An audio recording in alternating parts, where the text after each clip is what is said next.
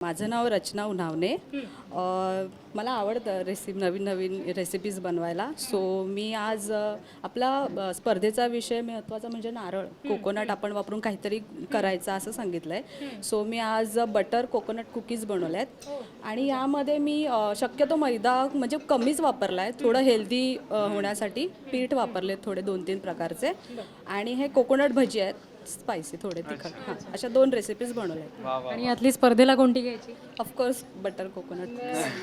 ठीक आहे, आपण दोन्ही चाखून बघूया. आणि स्पर्धेसाठीची कुकीज ही असेल रेसिपी. मग कॉफी पण आणायची हो जरा म्हणजे कम्प्लीट झालं असतं कुकी आणि कॉफी.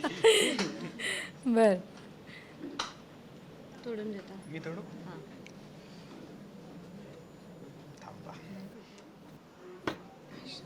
टाळा. ओके.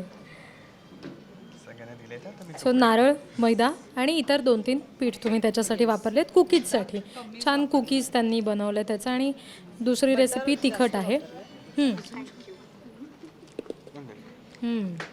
टेस्टला छान आहे खुसखुशीत आणि भजी आहे तिखट.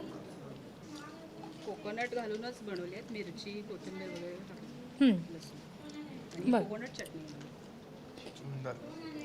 Yes, thank you so much. छान झालं, चविष्ट, भजी. मस्त. नारळाच्या करवंटीमध्येच मी यूज केली. छान वाटतंय पण ते क्रिएटिव्ह.